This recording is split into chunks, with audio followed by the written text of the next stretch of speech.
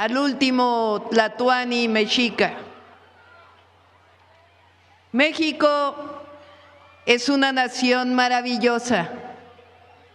Nuestra grandeza se remonta a las grandes civilizaciones que habitaron y siguen habitando estas tierras desde hace cientos de años y que dieron a la humanidad valiosos conocimientos sobre el cosmos, los ciclos del tiempo, nos dieron y nos dejan lenguas vivas que hoy son orgullo de México y construyeron obras arquitectónicas extraordinarias, como la antigua Tenochtitlan. Bernal Díaz del Castillo, que venía con los invasores españoles, describe de la siguiente forma la primera vez que entraron a Tenochtitlan. Y otro día por la mañana llegamos a la calzada ancha y vamos camino de Iztapalapa. Y desde que vimos tantas ciudades y villas pobladas en el agua y en tierra firme otras grandes poblaciones, y aquella calzada tan derecha y por nivel como iba a México, nos quedamos admirados y decíamos que aquello parecía a las cosas de encantamiento que cuentan en el libro de Amadís, por las grandes torres y cúes y edificios que tenían dentro en el agua y todos de calicanto. Y aún algunos de nuestros soldados decían que si aquello que veían, si era entre sueños, y no es de maravillar que yo escriba aquí de esta forma, porque hay mucho que ponderar en ello que no sé cómo lo cuente, ver cosas nunca oídas ni aún soñadas como las que estábamos viendo. Los mexicas nos dejaron testimonios de su sabiduría y grandeza en esculturas diversas, la Coatlicue, el llamado calendario azteca, también conocido como la Piedra del Sol, construcciones como lo que aún podemos observar del Templo Mayor, en su escritura, que después fue contenida en códices y textiles, en las historias de resistencia que pese a los intentos por destruirlas, han pasado de generación en generación y han llegado hasta nuestros días para nutrir nuestro espíritu. Cuauhtémoc fue el último güey tlatoani mexica. Se cree que nació en 1496, el año Tecpatl, cuchillo de pedernal en la cuenta de los antiguos mexicanos. Desde los 3 años hasta los 15 fue educado en el Calmecac. Ahí, además de los principios de obediencia y sobriedad, el niño Cuauhtémoc aprendió de astronomía, de religión, conocía el uso del calendario lunar y del calendario solar. También realizaba prácticas como el ayuno y bañarse en las aguas heladas del estanque sagrado para templar su carácter guerrero. Cuauhtémoc se integró a las batallas contra la invasión española durante el gobierno de Moctezuma. Por su presteza en el combate, alcanzó el grado de jefe de los ejércitos aztecas en Náhuatl, Tlacatecutli, y se convirtió en el señor de Tlatelolco. Con apenas 25 años, Cuauhtémoc ocupó el trono de la gran Tenochtitlan. Es por eso que el poeta Ramón López Velarde lo llama joven abuelo, en ese bello poema, La suave patria. Su juventud, sin embargo, no le impidió gobernar con la valentía y el honor que los tiempos requerían. Cuauhtémoc se convirtió en güey tlatoani después del corto periodo de Cuitláhuac en febrero de 1521, en plena invasión de las tropas españolas que además de armas de fuego habían traído consigo la viruela, que desencadenó muchas muertes entre el pueblo mexica. Entre sus primeras tareas estaban las de cuidar la recuperación de su pueblo por la enfermedad, reconstruir la ciudad después de la destrucción y, sobre todo, seguir preparando la defensa de Tenochtitlan porque se avecinaba una nueva avanzada de las tropas invasoras. Cuauhtémoc estaba en una situación muy adversa. Su ejército estaba diezmado a causa de la viruela y de las batallas pasadas. Tampoco contaba con el mismo tipo de armas que los invasores. Sin embargo, en lo que se conoce como el sitio de la Gran Tenochtitlan, Cuauhtémoc y el pueblo mexica defendieron con honor y fiereza su gran nación. Con ingenio y habilidad, por la noche lograban recuperar los puentes que los españoles tomaban de día. También recurrieron a ataques desde las azoteas de las casas de la ciudad y en el asalto al Templo Mayor lograron tomar más de 50 prisioneros. Viendo lo difícil que era vencer a los mexicas, Cortés decidió cortar la entrada de alimentos. El conquistador esperaba que el hambre los hiciera rendirse. Entonces Cuauhtémoc reunió a su consejo de señores, les consultó los pasos a seguir y los ancianos respondieron que era necesario continuar con la defensa de la ciudad y de su pueblo. Se cuenta entonces que Cuauhtémoc decidió llevar a cabo una última estrategia, una acción que amalgamaba la visión espiritual y guerrera del pueblo mexica.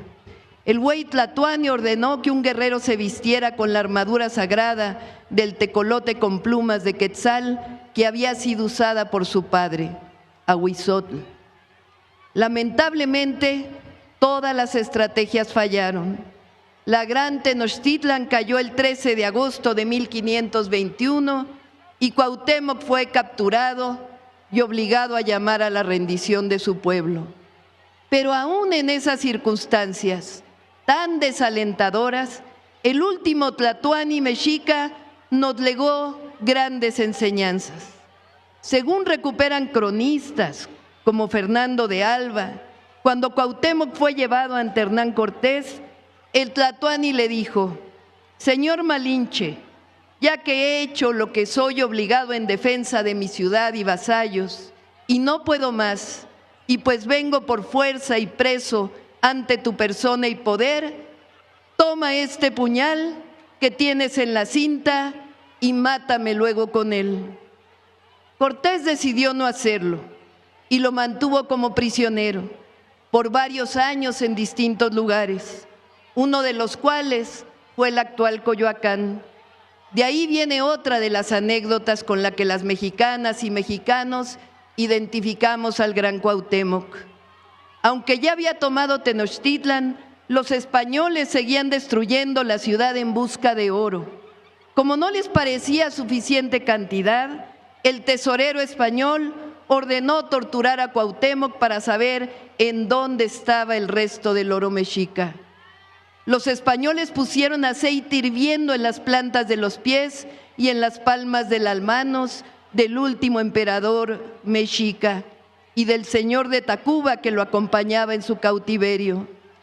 Este último, presa del dolor, le pidió a Cuauhtémoc que confesara, a lo que el Tlatoani respondió: ¿estoy acaso en un baño o un deleite?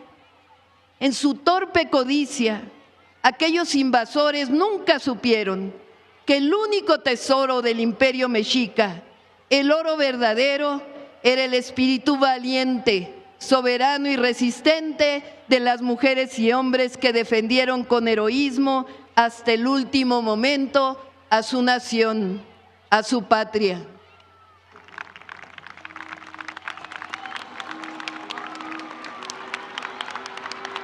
Cuando Cuauhtémoc no tuvo más remedio que pedir la rendición de su pueblo, encontró las palabras precisas para brindarles consuelo y esperanza en el futuro.